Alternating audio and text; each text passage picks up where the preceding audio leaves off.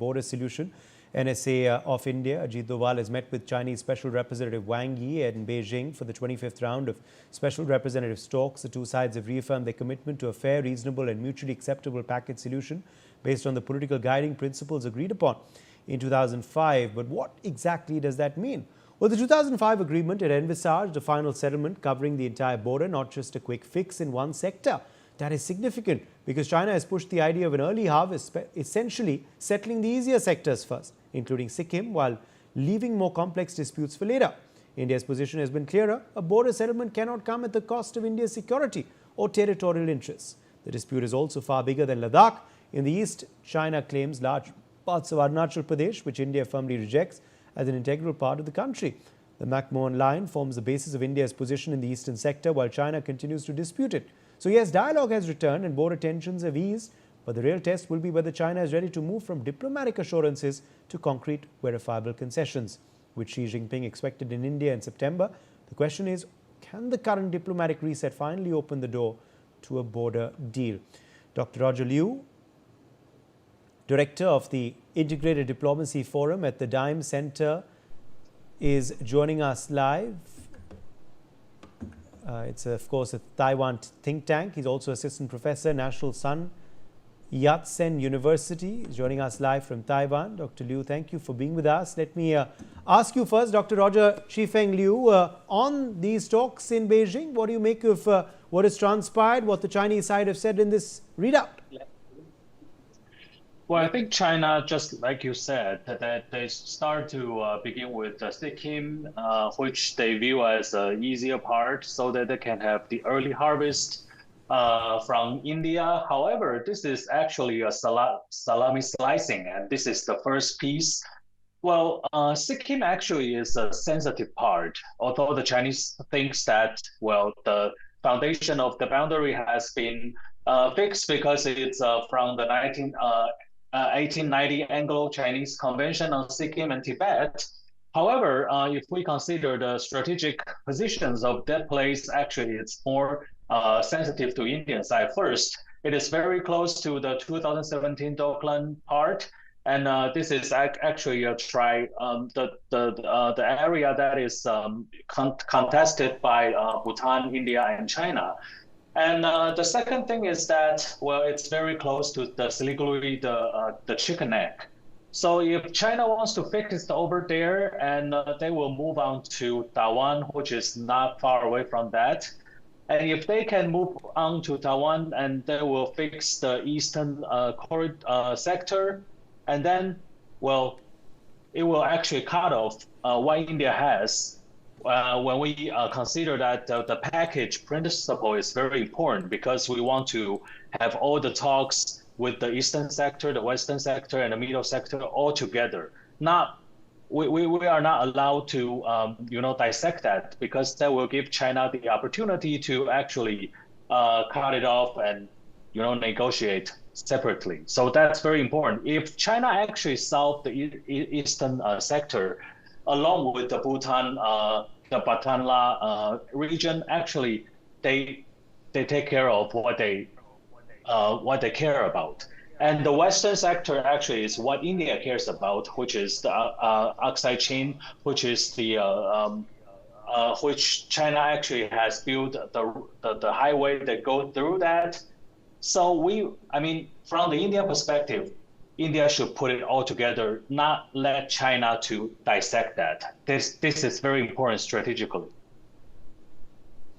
Okay, let me in fact quickly take that to ask you now about these talks, of course, moving forward. Do you believe they are paving the way for a large deal vis-a-vis the border? Are we nearing that, or is that still a while away, Dr. Liu?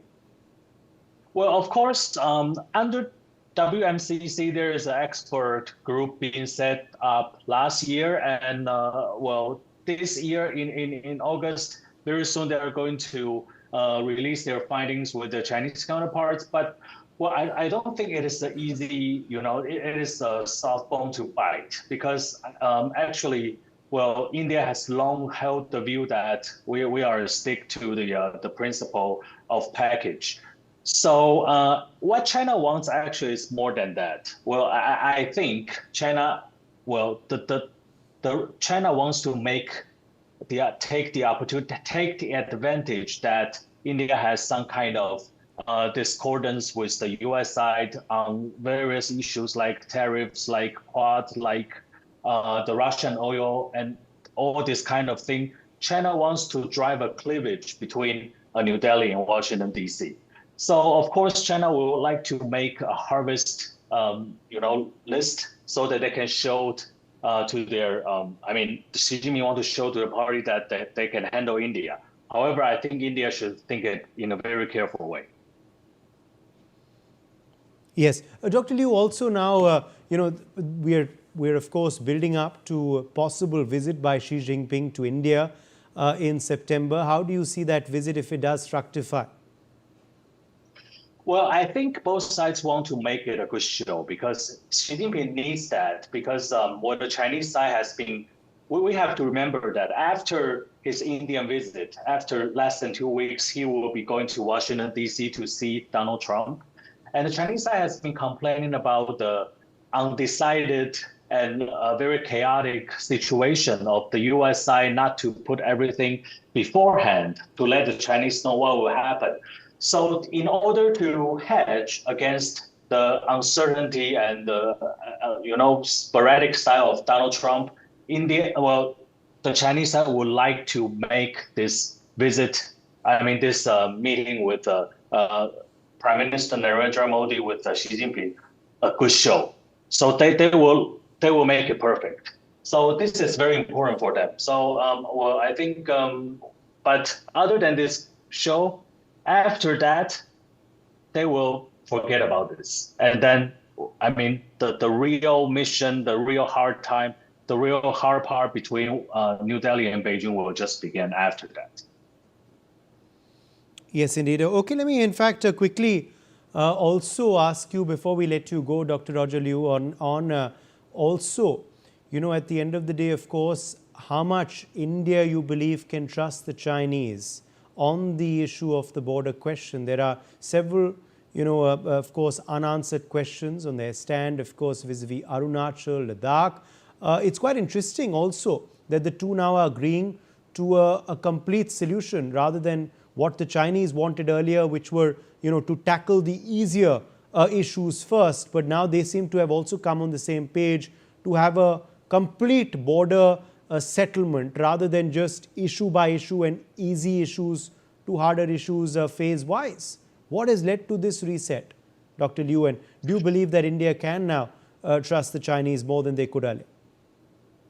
Well, I think there will be a bait from the Chinese side because if they can set up the Sikkim part as a successful case, they will move this case to Taiwan and say, well, if we can agree anything on the Sikkim part, why not the Taiwan part? And when they solve this part, and then they don't need to care about the Aksai Chin because, Aksai Chin actually is the part that India can bound together with the Western sector. So I think there's a big and important and legitimate reason for the packet principle because the whole thing has to be done all together rather than being, dissect into different parts. So, of course, China wants to do that, but even in this, what they deem as the easy part is not easy because if it has to be solved in the whole picture, then it will not be easy.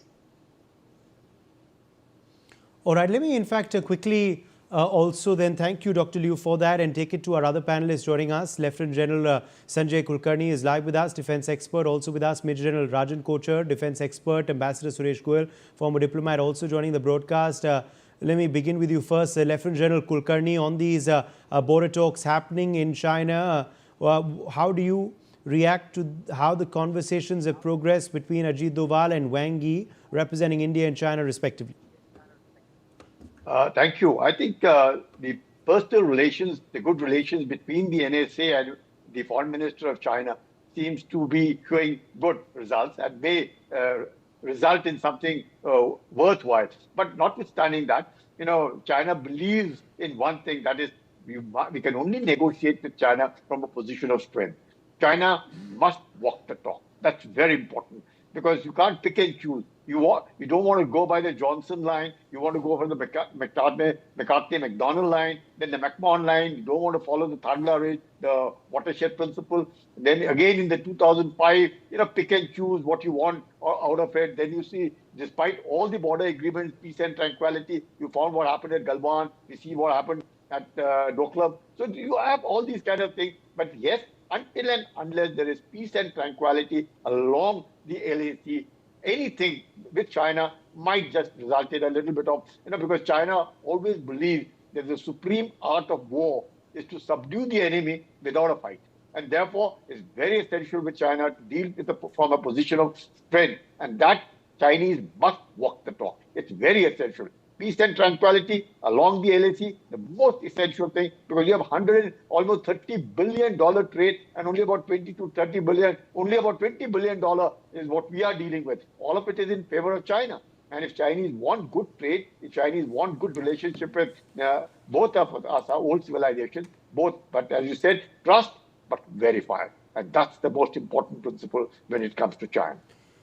Yes, indeed. Let me, also now take that to you, Major General Kochhar, because of course, these talks are important because they will ensure that it's a positive atmosphere and there aren't prickly issues when, of course, our heads of state meet possibly next month itself.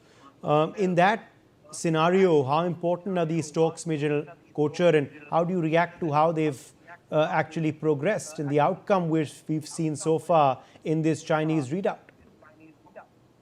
Thank you, Uday, and Jai Hind to my both panelists here. I also heard Roger here. Some very pertinent points he has actually brought out. See, if you look at the 2005 framework of that agreement, it does not mandate things to be handled in a piecemeal manner. 2005 agreement, if you go deeply into the framework, it mentions that there has to be a overall consensus on all areas. See, we have three sectors here involved. One is the eastern sector, one is the central sector, and one is the western sector. So, you see, Arunachal issue is, I think, the major stumbling block. Because we have seen recently the reports that China has gone into 60 kilometers and things like that. So it has all refuted and things like that. But that has been the intention of China all along. And even if we discount that possibility of 60 kilometers, at least we have information which has been confirmed by the Union Minister Riju that China is building up in that area. And why is China building up in that area? Because it has some ulterior motives. Because no army would like to build up in an area, especially in such a high altitude area, if you don't have a design. So there has to be a design somewhere. So I think these talks are important because you see, unfortunately, 25 round, this is the 25th round, we have not achieved any progress so far. You see, all these talks, in spite of that, Galwan happened. Now, so, but at the same time, I would like to emphasize here that whenever talks take place, there is a scope for improving relationships. And in spite of the trust deficit India and China have with each other, I think talks should be welcome. That is point number one. Point number two, we are talking about something known as early harvest. Okay, this term was coined in the last special representative meeting in August 2025. So now the viewers also need to understand what this harvest means. Harvest means that as Roger said, it is something like salami slicing only. You take a particular area, like the Sikkim area, which is a less contentious area, and you try to resolve it. I think it's a trap for India because this is my frank opinion, irrespective of all kind of affiliations. This is a trap for India because the moment we accept the Sikkim kind of arrangement, then China will get emboldened that India has accepted this, India will accept that also. So in times to come, I think we will be under more pressure to accept arrangements in other areas also. So I think we have to be very, very firm because it's not easy to deal with China. I tell you that. Most of our analysts and most of our people have not understood China. If they would have understood China, I think we've been better off as on date. But I think it's a challenge, and we should not accept this early harvest philosophy till such time there is a commitment from China saying that if we agree to this, we are going to discuss other areas also to the satisfaction of both the parties. Ambassador, let me rope you in here. Because, the border issue has always been, of course, the prickly issue in our relationship with China. And we've seen, of course, a reset. Are you getting further evidence of that reset through what has transpired in China with these talks and how they've progressed? Or is it too soon to say?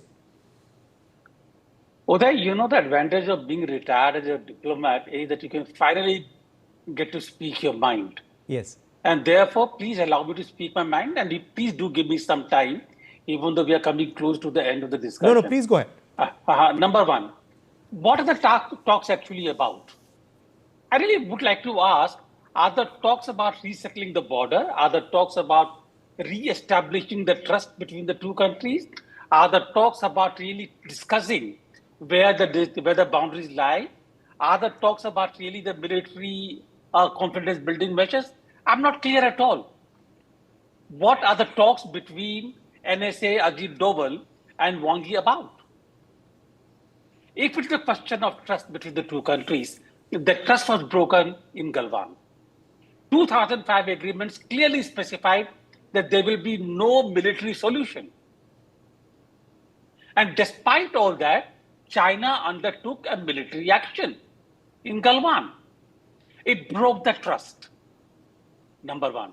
So if there is no trust between two countries, what exactly are we talking about? Number one. Number two, you can talk to each other if there is respect for each other. Does China have respect for India? I don't think so. If China had any respect for India, China would have been sensitive to what they have done during Operation Sindhu, or what they have done in Galwan, or what they are doing in the international fora. And therefore, if there is no respect, there is no trust, any agreement is just a piece of paper. Any international agreement is just a piece of paper. So what we need to really do, Uday, is, and I'm being very, very clear about this thing, is to regenerate or to rework on the trust between India and China. That respect between India and China. Unfortunately, given the asymmetrical balance of power between the two countries, and China, which is more like the USA, which respects only the power, which respects only the strength. China will have respect for India only if it thinks that there will be a problem if it does not respect India. Unfortunately, that is not going to happen very soon. So we need to be more precautious. We need to be more safeguarding our interests, develop our military strength in the region to the extent the Chinese army cannot harm our territorial integrity to the extent that it lies there. If Chinese army realizes that they cannot get the territory back by use of power, they will at least have some semblance of respect for us. Until they have the respect for us. Galwan was simply because China did not respect India. Because China thought that they could get actually into Galwan and gain military advantage by entering over there. I'm being very honest about this. So let us see what happens. Xi Jinping may come, but he will come to BRICS not because of India. He will come to BRICS because of USA. They want Chinese yuan to become the currency of the BRICS. Let's face it. So Uday, let us not have any dreams about Xi Jinping visiting India and therefore things coming to a solution, coming to a breakthrough. No. Let us not dream about Ajit Doval getting a breakthrough in China. It's a tough process. And the tough process, we need to keep our strength up and we need to make sure that our military strength is a match for what China does. Uday. My thanks to all of our guests for joining us with your perspectives on this big story. We've run out of time. Let's slip into a short break.